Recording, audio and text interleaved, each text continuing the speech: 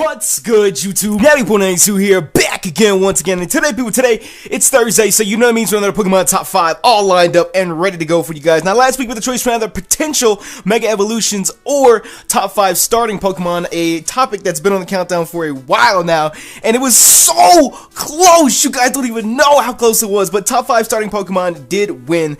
What? Besides that, you guys, I mean, do I really need to go over opinions and shit? It's an opinionated Top 5. Get over it. But let's go ahead and get into it.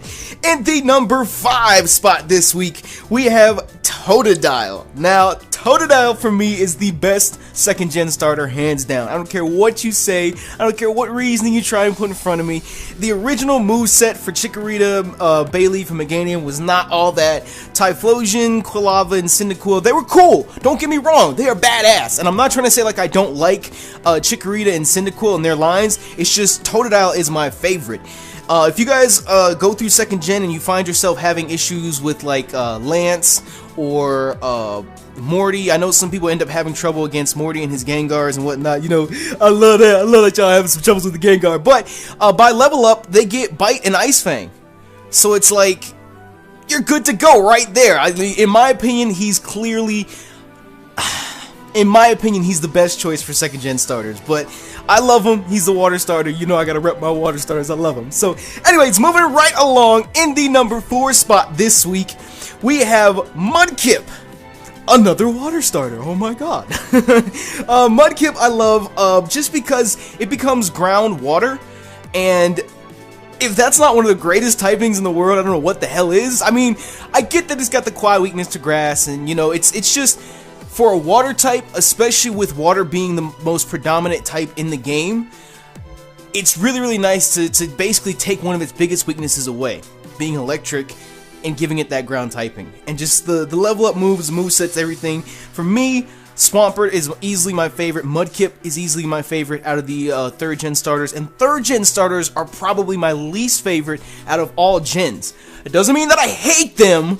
It's just they're my least favorite compared to everything else. But I really do like Mudkip. I really do like Swampert. Marshtomp in between is kind of like that awkward teenager. Just kind of but still. Either way, Mudkip is number 4 on this week's countdown. In the number 3 spot, though, we have Froakie, the 6th gen water starter as well. Do I really need to say a whole lot about Froakie and why he's fucking amazing? For me, it comes down to design. For the most part, I really do not like the design of the other 6th gen starters. I mean, Chestnut is cool. What the hell's his name? Chespin, he's kind of cool. He's like that little buddy, you little dude, you know, whatever, just chilling with you. Froakie, on the other hand, that nigga is just sick as a fuck. He's a fucking frog. What the hell do you want from me? What the hell do you want from me? And of course, once you get to the Greninja stages, with the protein and the moveset, you can run a physical Greninja or a special Greninja, and it's just... he's so fucking fast, too. It's just, in my opinion, I gotta stress that again, it's my opinion. In my opinion, Froakie is the best 6th gen starter, just hands down. I love him. I mean, what the hell is a Delphox? The hell is a Delphox? Anyways, in the number 2 slot this week, we're gonna go back to 1st gen, OG Squirtle. I'm sorry. Again, I gotta say it. He's the best 1st gen starter.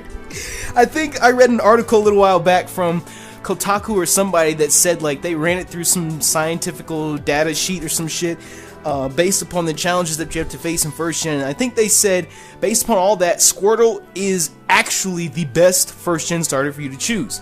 Whether it comes down to, you know, like the first couple gyms you have to fight, or just the Pokemon that you have to end up fighting with Team Rocket, and just everything about 1st gen is apparently easier to handle with Squirtle as opposed to Charmander or Bulbasaur. But that's something you guys can look up. That's neither here nor there. I love it because he's a water starter. I love him because he's a turtle. I love his Japanese name.